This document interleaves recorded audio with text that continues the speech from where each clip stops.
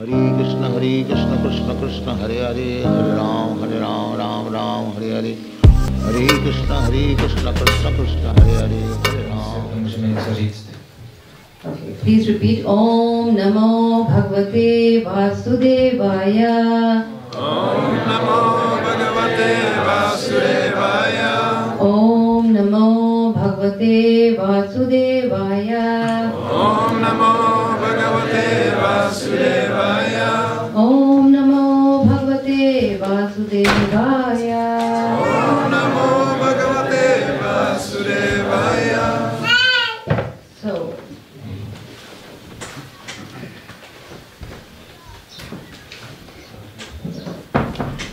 So this is from the 10th canto, 16th chapter, and verse number 16. Je to z 10. zpěvu Šrímad Bhagavatamu, z 16. kapitoly, sloka číslo 16.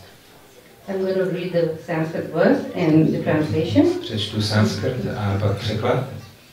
Tam statha kataran vikshya Bhagavan Madhavo Bala Prahasya kinchin no vacha Prabhavogyo nujasya sa. The Supreme Lord Balram, the master of all transcendental knowledge, smiled and said nothing when he saw the residents of Vrindavan in such distress, since he understood the extraordinary power of his younger brother. Nejvyšší pán Balaram, který je pánem veškerého transcendentálního poznání, tak se usmál a nic nenamítnul, když uviděl, jak obyvatelé Vrindávanu byli ve velké úzkosti, protože chápal neobyčejnou sílu jeho mladšího bratra.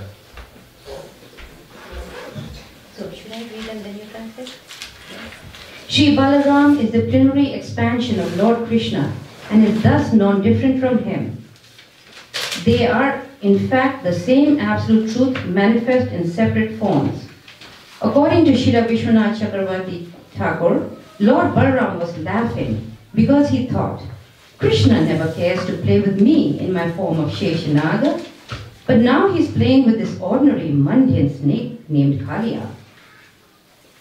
The question may arise as to why Krishna and Balaram allowed their loving devotees to suffer such great anguish during Krishna's temporary imprisonment within the coils of Kaliya. It must be remembered that because the inhabitants of Vrindavan were completely liberated souls, they did not experience material emotions. When they saw their beloved Krishna in apparent danger, their love for him intensified to the highest degree, and thus they merged completely into the ecstasy of love for him. The whole situation has to be seen from the spiritual point of view, or it will not be seen at all. Šri Balaram je částečnou expanzí pána Krišny a takto se od něho neliší. Oni jsou oba ve skutečnosti stejná absolutní pravda, která se projevila ve oddělených podobách. Podle Šrily Vishwanathi Chakravartiho Thakura pán Balaram se smál, protože si myslel, Krišna si se mnou nikdy nehraje v mé podobě Šešanágy, ale nyní si hraje s tímto obyčejným světským hadem, který se jmenuje Kaliya. Teďka může vzniknout otázka, proč Krišna a Balaram dovolili svým milujícím oddaným, aby trpěli takovou úzkostí během toho, když byl Krišna dočasně sevřen v těch kápích toho Kálii. Tak musíme pamatovat na to, že to bylo díky tomu, že obyvatelé Vrindávany jsou úplně osvobozené duše a oni nezažívají žádné materiální emoce. Když viděli svého milovaného Krišnu v tomto zdánlivém nebezpečí, tak jejich láska k němu ještě zintenzivněla do nejvyšší míry. A takto oni se úplně pohroužili do extáze lásky k němu. Na celou situaci je potřeba nahlížet z duchovního pohledu, protože jinak ji není vůbec možné vidět. Om Gyan Timanandasya Gyananjana Shalakaya Chakshurunmilitam Yena Tasmai Shri Gurve Namaha. Vanchakalpatarubhyascha kripasindhubhya evascha bhaktivedanta pavanebhyo vaishnavebhyo namo namah. So this is a wonderful story about Krishna and his beautiful pastime of Kaliya. Toto je překrásný příběh o pánu Krišnovi a o haru Káliovi. Now you see, Kaliya's pastime is very, very unique. Že ta zábava s Káliou je velice jedinečná. Krishna killed many, many demons, as we know in Vrindavan. Jak víme, Krišna ve Vrindavanu, on zabil mnoho démonů. And he had many and very, very creative ways of killing them. A on měl vždycky takový speciální vynalezavý způsob, jak je zabíjet. You know how he tore apart the beaks of Bakasura. Například, jakým způsobem roztrhl ten zobák Bakasury. How he suffocated Aghasura. Jak udusil Aghasuru. How he killed Putana, the demoness. Jak zabil démonici Putanu. By sucking out her life air. Tím, že z ní vysál život. So what is it that makes Kaliya so different from the other demons? Takže co je na Káliovi tak odlišného, co ho odlišuje od ostatních démonů? Now Kaliya was a very special demon. Kália byl velice speciální démon. The way he actually, unlike other demons, he actually killed his friends and cows. Na rozdíl od svých přátel, tak on ve skutečnosti zabil ty telátka a přátele. Now you see, Brahma stole the cows and the cows and the friends, right? And stole them and put them in the cave. Pán Brahma, on ukradnul telátka a pasáčky a schoval je do jeskyně. Indra, he tried to scare them by his thunderstorms. Indra, on se snažil vystrašit velkou bouří. But Kaliya was unique, where he actually killed his friends and the cows. Ale Kália byl tak jedinečný, že on zabil ty všechny telátka a pasáčky. So, and then on top of that, Krishna spared the demon's life. A ještě navíc Krišna ušetřil jeho život. He did not kill him like other demons. He did not kill him. Na rozdíl od ostatních démonů Krišna ho nezabil. So Krishna gave Kaliya apparently some very, very special mercy. Takže Krišna tímto způsobem udělil Káliovi velice speciální milost. He actually not only purified his heart, but he also spared his life. Nejenom, že očistil jeho srdce, ale taky ušetřil jeho život. So this is the story where Krishna and his friends, they went to a lake and because they were very, very thirsty. Že to je příběh o tom, jak Krišna se svými přáteli šli k jezeru a měli velkou žízeň. Now this lake was very, very poisonous because there was a very big demon snake living there. A voda v tom jezeře byla velice otrávená, protože v ní právě žil tento jedovatý had Kália. Now this snake was a demon, Rakshasa. Tento had byl démon, on byl Rakshasa. And he had, through his poison emanating from his fangs, he had polluted the whole lake to such an extent that no matter who drank it would die. On svým jedem otrávil tu vodu v tom jezeře do takové míry, že nezáleželo na tom, kdo se té vody napije, tak musel zemřít. So when his friends drank that water and the cows, they all fell dead and unconscious. Takže když se té vody napili právě ti pasáčci a telátka, tak oni všichni popadali na zem mrtví. When Krishna saw this, he was very, very upset. A když to Krišna uviděl, tak se velice rozčílil. And there was nobody for help. Nebyl tam nikdo, kdo by jim mohl pomoci. So how did the residents of Vrindavan know that Krishna was that all these children had died? Jak se tedy dozvěděli ostatní obyvatelé ve Vrindavanu, že teďkom Krišnovi pasáčci zemřeli? The demigods helped by creating inauspicious signs in the sky. Pomohli polobozi tím, že vytvořili na nebi nepříznivá znamení. And when Mother Yashoda and Nand Maharaj, who was celebrating Lord Balram's birthday, when they saw these inauspicious signs, they became very, very perturbed. A když matka Jašoda a Nanda Maharaj uviděli tato nepříznivá znamení, během toho, když zrovna oslavovali Balarámovy narozeniny, tak byli z toho velice zmatení. Without thinking anything, they left everything behind and started following Krishna's footprints to the place where Krishna was. Okamžitě všeho zanechali a pospíchali k tomu jezeru a sledovali ty Krišnovy stopy na zemi. And when they came to the lake, what did they see? A když přišli k tomu jezeru, tak co uviděli? Krishna was in the coils of this huge serpent, Kaliya. Krišna byl v sevření v těch karpích toho hada Kali. Kaliya was squeezing him very, very tightly. A Kaliya ho velice stlačoval. And all these residents of Vrindavan, we have to understand the love for Krishna. A všichni obyvatelé Vrindavanu musíme pochopit, že oni měli Krišnu strašně rádi. Not understanding the absolute power of the Lord, they were thinking of him as their dear child. Oni o něm nepřemýšleli jako o někom, kde má nějaké výjimečné síly, ale oni o něm mysleli jako o svém drahém dítěti. As their dear friend and lover. O svém drahém příteli a milanci. Mother Yashoda was thinking that if I don't raise Krishna properly, he's going to become spoiled. Matka Yashoda si myslela, pokud ho nevychovám žádným způsobem, tak z něho nebude pěkný člověk. He's not going to be a gentleman. Nebude gentleman. Nand Maharaj was thinking that if I don't work hard and make butter and provide for the butter of Krishna for his eating, then he's going to become weak. A Nanda Maharaj si myslel, pokud já nezajistím dostatek másla pro mé dítě, tak on bude slabý. The elder gopis were thinking, wondering why, even though they loved their own children, how is it possible that they love Krishna more than their own children? A starší gopie si mysleli, jak je to možné, že my milujeme tady Krišnu více než naše vlastní děti. And they wanted Krishna to come and steal their butter and eat burfi. A oni chtěli, aby Krišna přišel do jejich domu a ukradl máslo a snědl barfi. So in this way, all of the residents displayed such intense love for Krishna. Tímto způsobem všichni obyvatelé Vrindavanu projevovali nesmírnou lásku ke Krišnovi. So we see here in this verse how Lord Balaram, he was watching this whole scene. Tady v tomhle verši jsme slyšeli, jak pán Balaram tu celou scénu pozoroval.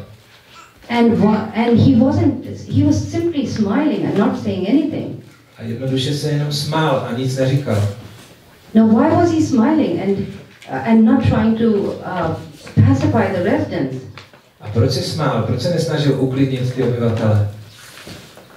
And the calves and the boys, they were so beside themselves in anxiety that they were wanting to jump in. A ty ostatní pasáčci a telátka byli v takové úzkosti, že oni chtěli také skočit do toho jezera. The only reason why they weren't jumping in is because they were thinking that if they jump in, the cows will also jump in.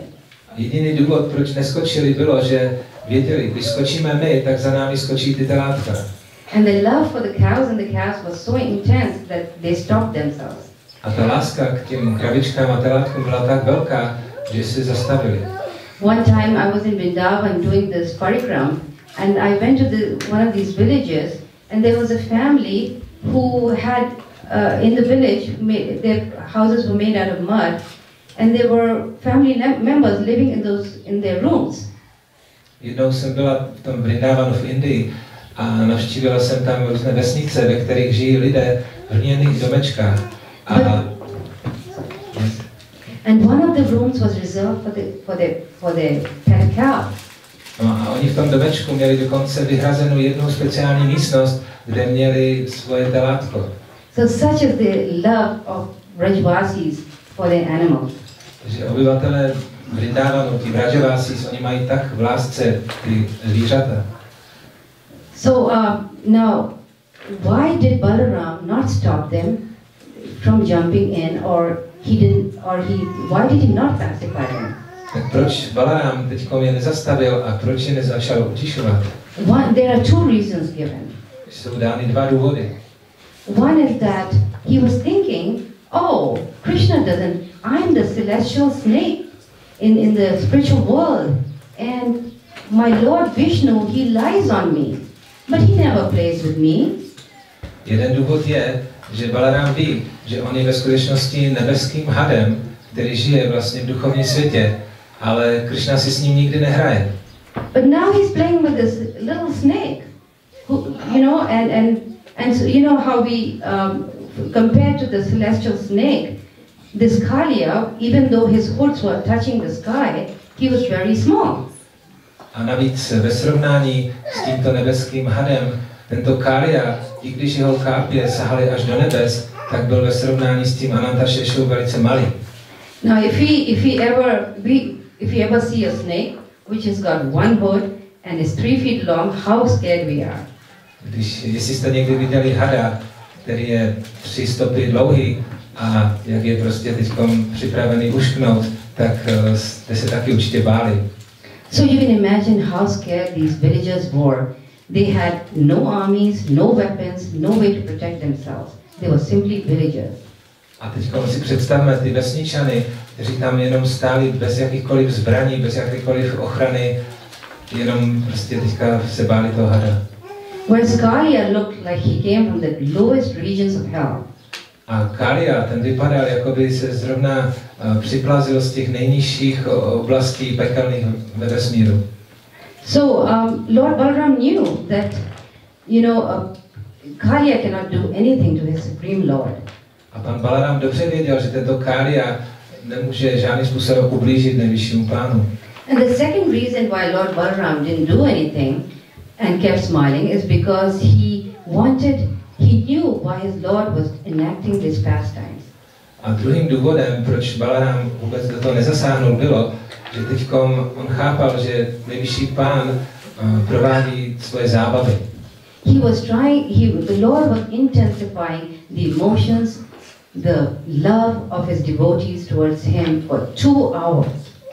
A 2 hodiny takto Krišna vlastně zintenzivňoval ty láskyplné emoce těch obyvatel Vrindávanu.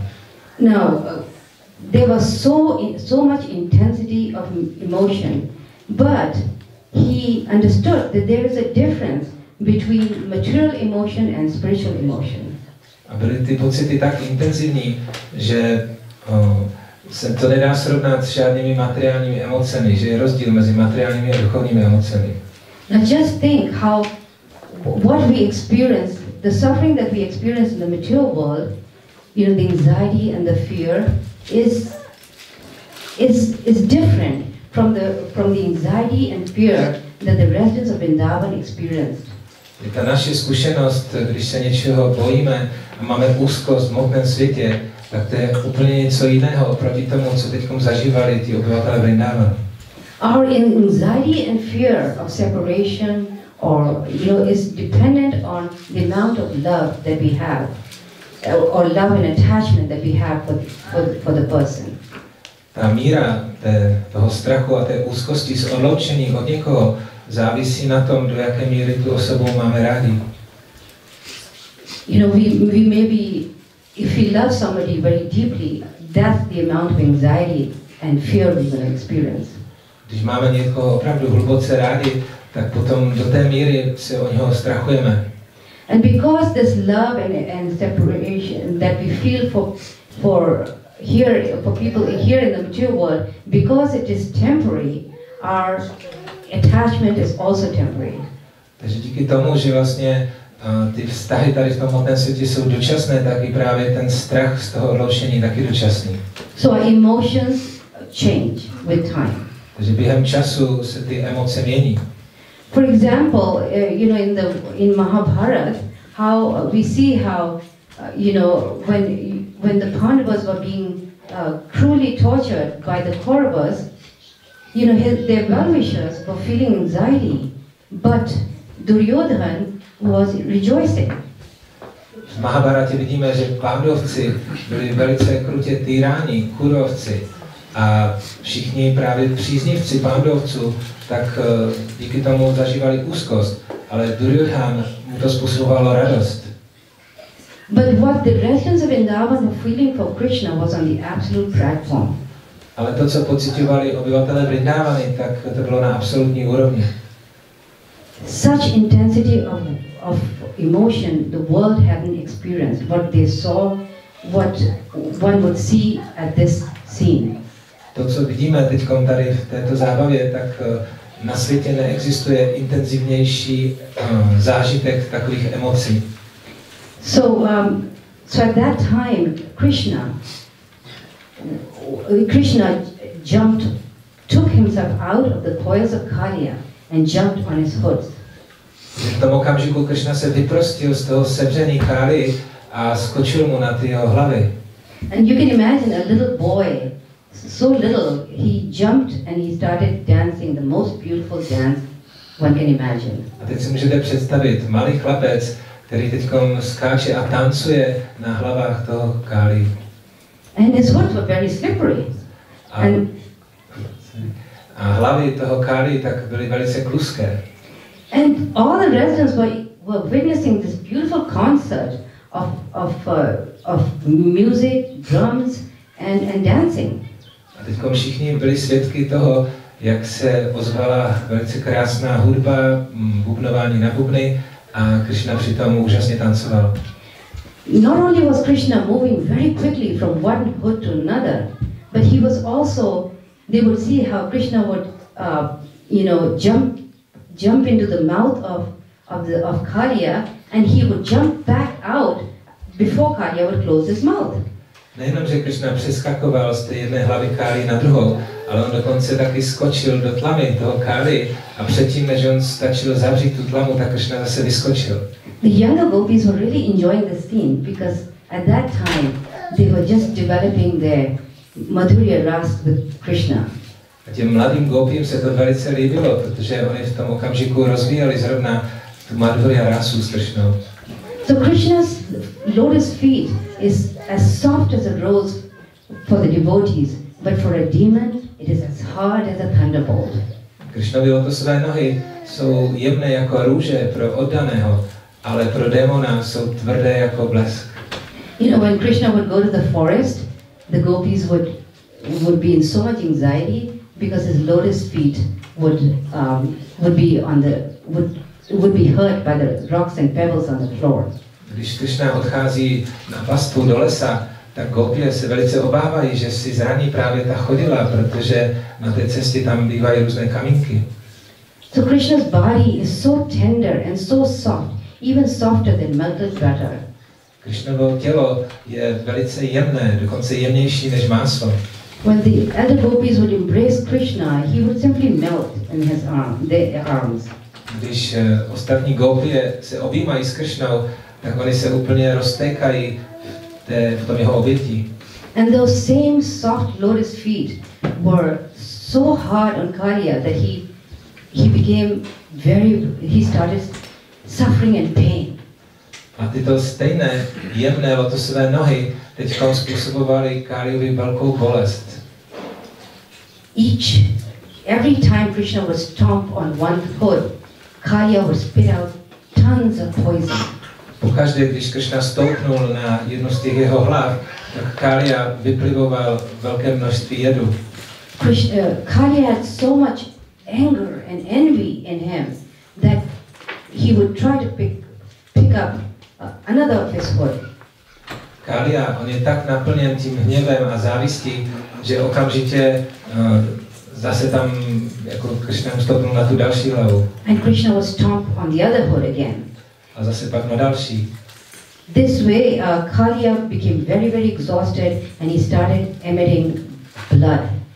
A tímto způsobem Kaliya začal být velice vyčerpán z toho a začal vlastně vyplivávat i krev. So the acharyas write how this poison turned into blood because all the anarthas, all the envy, the hate that Kaliya had, it all started coming out.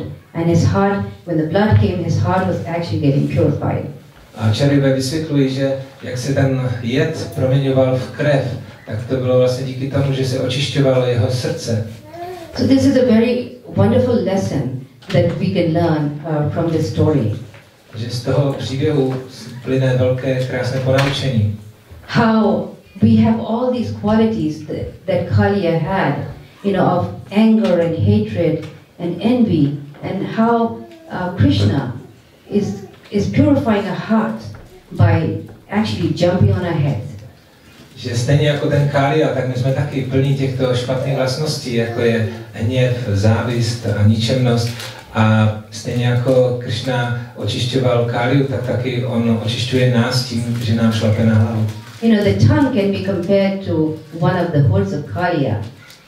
And every time we experience these emotions of anger and hatred and envy, and we criticize others, these are all the, you know, we are emitting poison. Náš jazyk může být přirovnán právě k té jedné kápi toho Kálii. A v okamžiku, kdy někoho kritizujeme nebo se na někoho hněváme, tak je to jako když pliveme jed. So a snake is poisonous and is dangerous, but the snake, our tongue, can be even more poisonous because it can destroy the faith of another. Had, on je zlý a jedovatý, ale jazyk člověka může být ještě horší, protože my můžeme takhle zničit něčí osud.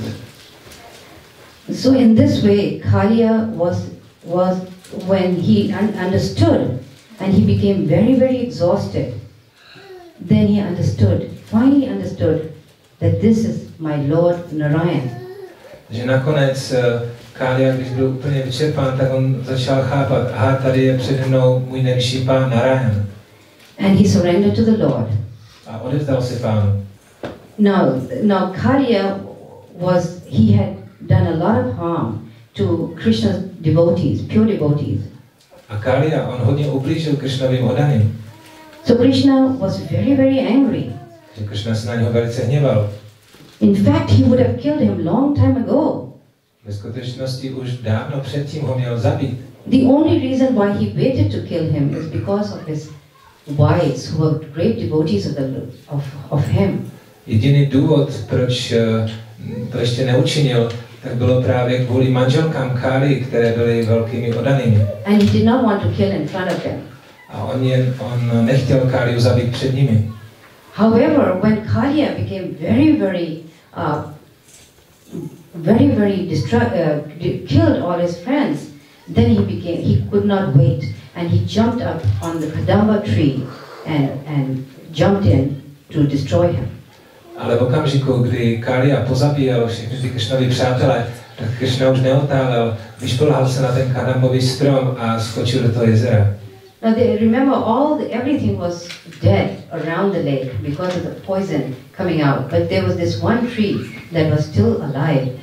Všechno kolem toho jezera bylo mrtvé díky tomu jedu, ale jediný naživu tam byl strom, kadambový strom. Because Aruddha, his personal carrier, Vishnu's personal carrier, knew that Krishna would come here one day, and so he had dropped some nectar on that tree. Protože Garuda, který je osobním přepravcem nejvyššího pána Višnua, tak on viděl, že se tato zábava v budoucnosti odehraje a on na ten strom kápnul kapku nektaru. So the wives, as soon as Kaliya was almost in his death throes, the wives of Kaliya came out in such a hurry that they had forgotten to wear the ornaments and put on their dress properly. V okamžiku, kdy Kália už byl na pokraji svého života, tak manželky Kálii přispěchaly velkou rychlostí, že se nedokázali dokonce ani správně oblést a ozdobit se náramky a ornamenty. For all their life they had tried to ask their husbands to surrender to Krishna, but he did not listen. Celý život oni prosili svého manžela, toho Káliu, aby se odevzdal Krišnovi, ale on je neposlouchal. So when Krishna was killing him or punishing him, then they actually felt very happy. A teďkom, když ho Krišna chtěl zabít, tak oni ve skutečnosti z toho měli radost. Because they knew, being very great devotees, they knew that Krishna's punishment for the sinful people is actually a form of mercy. Protože oni jako velké oddané dobře věděli, že Krišnův trest pro hříšníka je ve skutečnosti projev velké milosti. Because it purifies the heart and brings the person closer to Krishna in their suffering. A že v tom stavu utrpení vlastně tomu člověku to očistí srdce a přiblíží ho to ke Krišnovi. But later on, when they saw that when Kalia's mood was changing and he was surrendering, they immediately came forward and asked Krishna to forgive him. Ale později, když viděli, že Kalia, on se odevzdává Krišnovi a že se mění, tak ve skutečnosti přišli jako blíže a měli z toho radost. And they became very, very merciful. A byli velice milostivé. So, how long did they go through? Like maximum 2:30. Yeah. So I can stop here and open it up for any questions or comments anybody have? Takže já bych tady přestala s tím vyprávěním a teď otevírám příležitost, jestli máte k tomu nějaké otázky, takže by nějaká diskuze.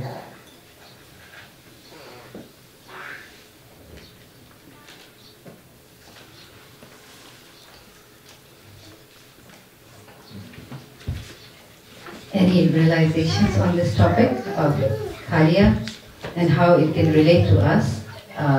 You know how Krishna's Leela is always, every time, his Krishna Leela of killing the demons, every one of the demons are meant to destroy a particular bad quality in us.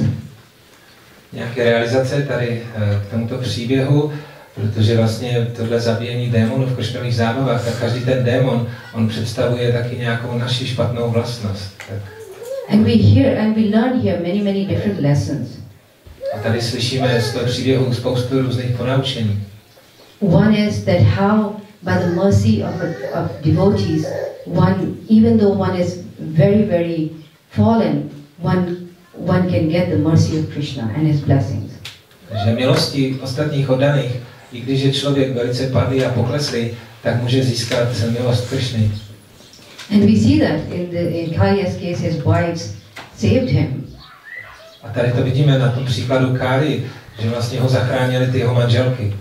And there are many stories like that. Can anybody think of any story where in the Bhagavatam where Krishna was due to the mercy of a devotee or some demon was saved? A je spousta takových dalších příběhů. Vzpomenete si například na nějaký další ze Šrimad Bhagavatamu, že Krishna zachránil někoho díky tomu, že nějaký oddaný byl k němu milostivý? Yes. Jagai Amadai. Yes. From Chaitanya Sri. Yeah, Lord Nityananda's great mercy. They actually changed to become pure devotees of the Lord. Any others? To je příklad právě, že milosti pána Nityanandy, oni se stali nakonec velkými oddanými nejvyššího pána. Ještě Ashwatthama. Ashwatthama, yes. Very wonderful story of how he was, due to the protection of the Pandavas, who spared his life, right? Yeah, very nice example also.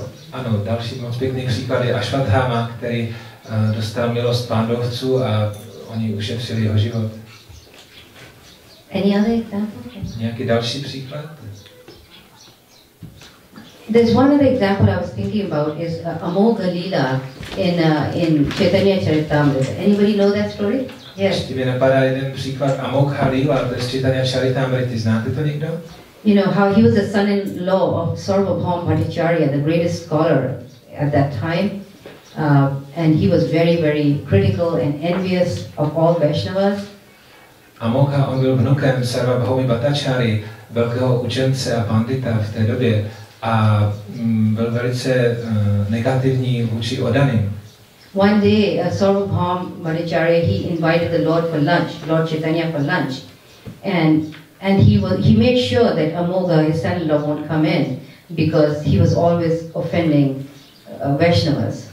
A jednou Sarvabhauma Bhattacharya pozval pána Chaitanya na oběd a chtěl si být jistý, aby tam nebyl přítomen ten Amogha, protože on se choval velice špatně vůči Vaishnavům. In spite of his best efforts, while Lord Chaitanya was having lunch, he managed to come in.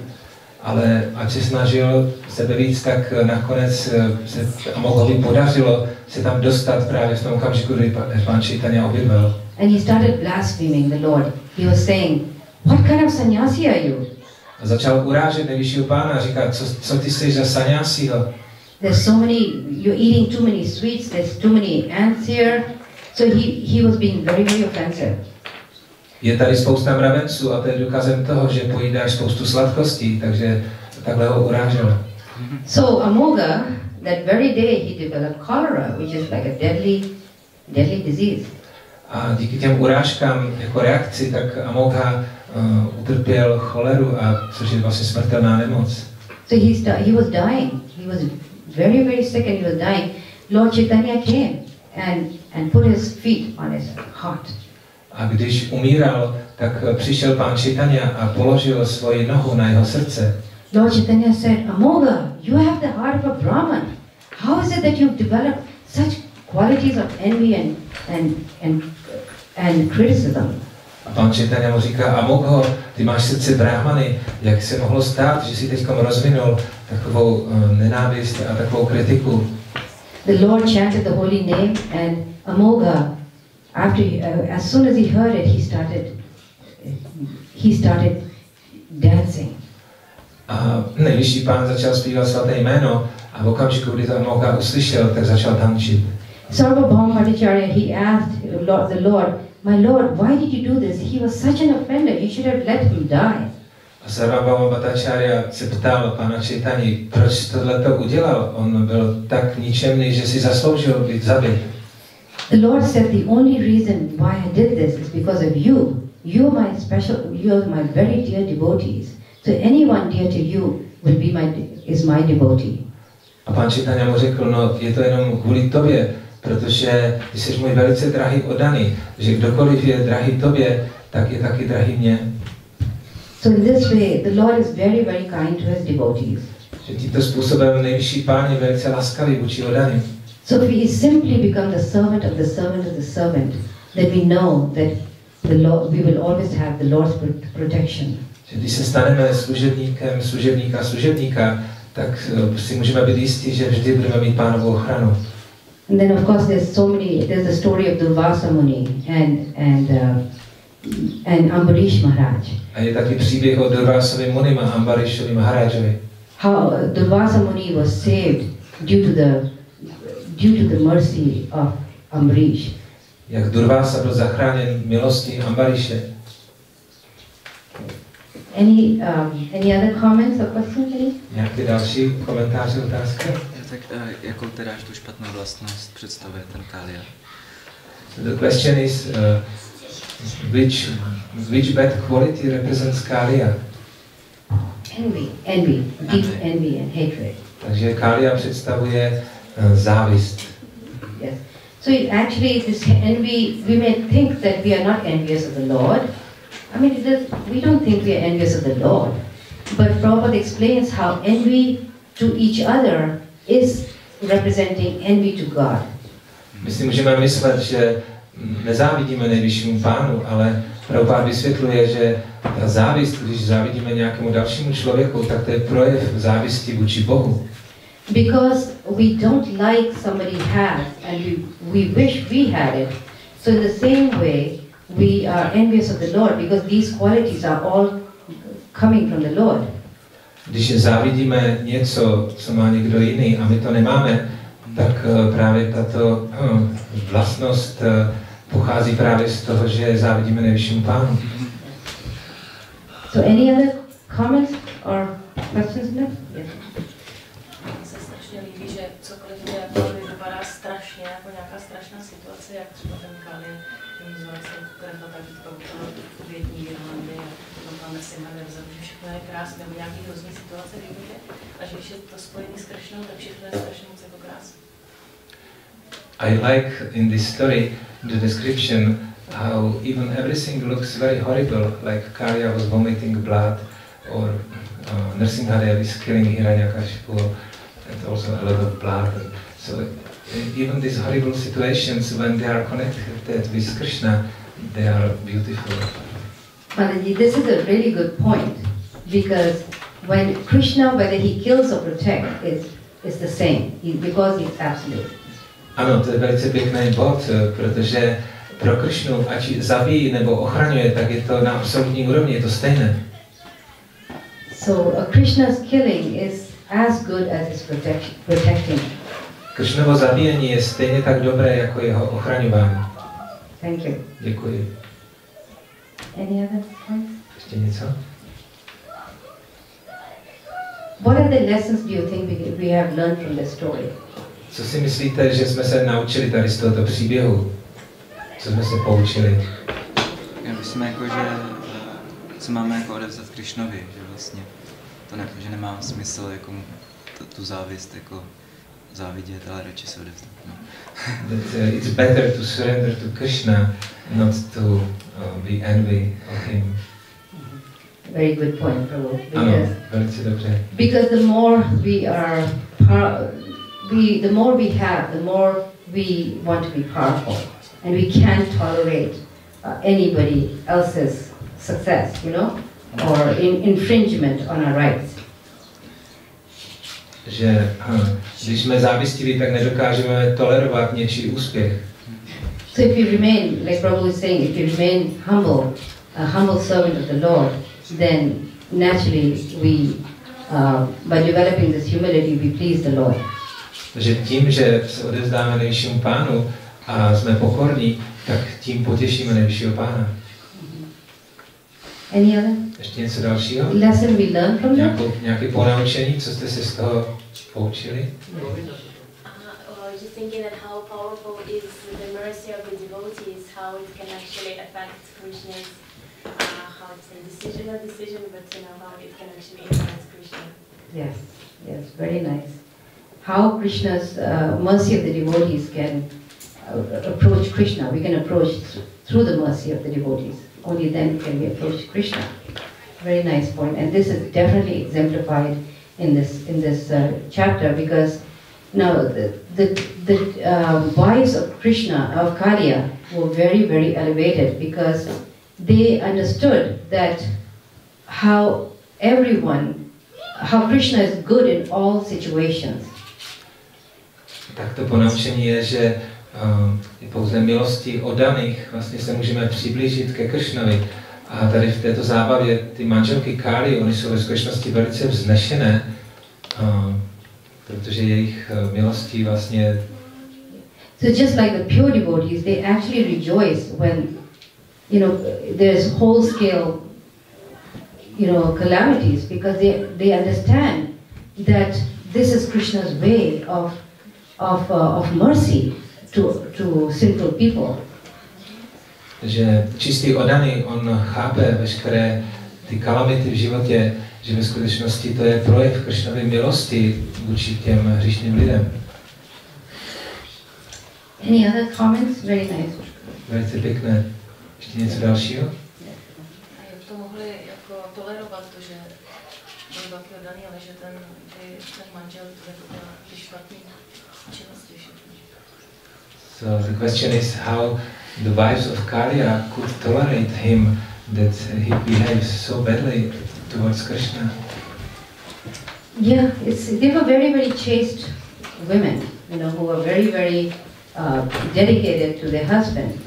But when they saw Kaliya not being very envious throughout his life towards Krishna, then they were thinking that, good, Krishna kills him, we can become widows and we can chant better. Takže oni byli velice počestné manželky a když viděli, že teď Kaliya se chová tak špatně vůči Kršnovi a že ho Kršna chce za to zabít, tak oni si řekli, dobrá, ať ho zabije, budeme vdovy a aspoň budeme mít příležitost lépe čantovat. But when he surrendered and they saw a small spark in him, immediately they were merciful and they wanted to help him. Ale v okamžiku, když uviděli, že v něm zajiskřila ta malá jiskřička toho odevzdání, tak okamžitě změnili svůj postoj k němu a byli z toho potěšeni. Yeah, so a devotee's compassionate nature helps him in tolerating all circumstances. Takže právě ten soucit, který má oddaný, tak tomu pomáhá tolerovat všechny různé události. But he or she doesn't forget the purpose behind everything. Ale takový oddaný nebo oddaná, on nikdy nezapomíná na ten skutečný důvod, proč se to děje.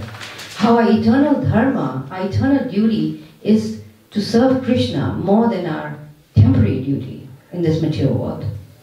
Že ta naše skutečná dharma sloužit Krišnovi, to má daleko větší důležitost než jakákoliv jiná dharma v tomto světě. So if we forget our eternal duty and simply do our material duty, then naturally we actually haven't gained anything. Když zapomeneme na tu svoji věčnou duchovní povinnost a věnujeme se pouze těm materiálním povinnostem, tak ve skutečnosti tím nic nezískáme.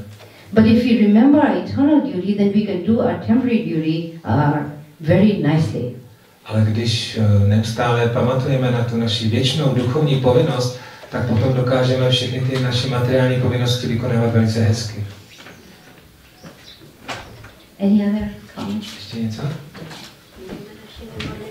Změnit osud nebo přání, který není dobrý někoho jiného? Nebo jako oddaně, jestli to můžu takhle, jako takovou sílu, že můžu změnit. Can devotees change the fate of somebody by their prayers?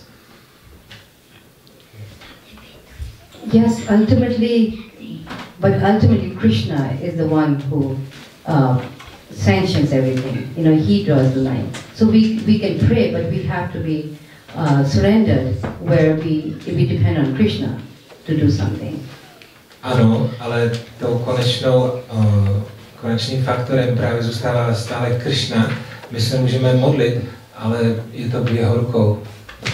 Yeah, if we simply do what Prabhupada asked us to do, we chant our 16 rounds and follow the regulative principles and serve Vaishnavas, everything will be auspicious.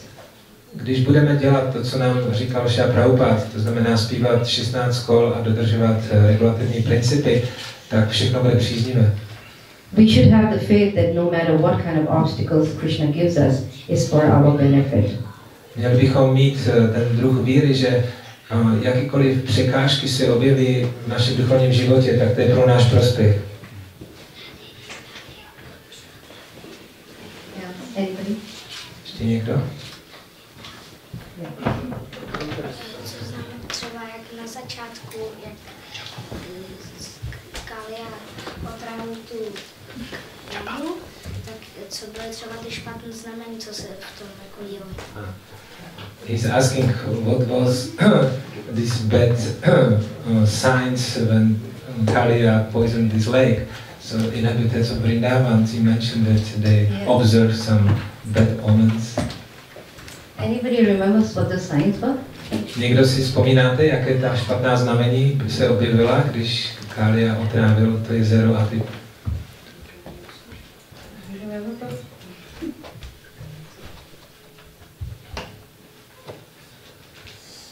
So not in this connection with this lila, but generally bad signs are like this howling of jackals or Howling of jackals. yes. Yes. This is one of the signs or Yes. So deities are crying. These Yes. symptoms when Kali Yuga starts, Yes. so they are also mentioned. Yeah. Very inauspicious signs. When Krishna left this planet also. Yes. Just like when Trinavarta came, how there was, before Trinavarta came down and swooped Krishna, there were signs of a dust storm and Mother Yashoda couldn't see anything. So there's many signs, right? Tak je hodně popsáno těch různých špatných znamení. Já jsem říkal, že si nevzpomínám přesně tady v téhle zábavě, ale obecně, že když například Pán Krišna odešel z téhle planety, tak, nebo začátek Kali Yugy, tak božstva například, že pláčou, nebo se ozývá to vytí těch šakalů a tak dál. A Mataji zmiňuje třeba, když Trinavarta předtím, než unesl Krišnu v podobě toho větrného víru, tak matka Jašoda už dopředu, ona viděla taky špatná znamení se děly. One interesting side point is that when they were following, how Krishna's footprints, one would think that if there was a wind, then the footprints will go away, will erase. But the unique thing about Krishna's footprints are that it will still stay there, no matter what. Ještě taková zajímavost, že otisky těch Krišnových chodidel na zemi, ty stopy, tak normálně si můžeme říci, tak když bude potom foukat vítr, tak on ty stopy zavane, ale v tomto případě oni zůstávaly neustále očištěné v té zemi. Because in the spiritual world everything is a person, and the wind does not want to touch Krishna's lotus markings.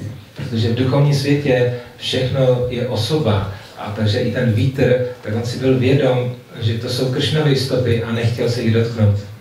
The cows, they are, how long are they? You think 3 feet, or I mean, and they've got 4 legs, and they are able to skip Krishna's lotus footprint and not smear it. Dokonce i ty krávy, tak oni dokázali přeskakovat ty Krišnovy stopy. And so this is how the residents followed those footprints to the lake. A proto ti obyvatelé Vrindavanu potom mohli jít po těch stopách k tomu jezeru. Thank you very much. Vám děkuji mnohokrát za vaši pozornost. Šímat Bhagavatam ki jai, Bhagavatam ki jai.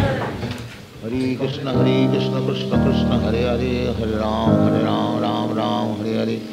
Hare Krishna, Krishna Krishna, Hare Hare, Hare Ram, Ram Ram, Hare Hare. Hare Krishna, Krishna Krishna, Hare Hare, Hare Ram, Ram Ram, Hare Hare.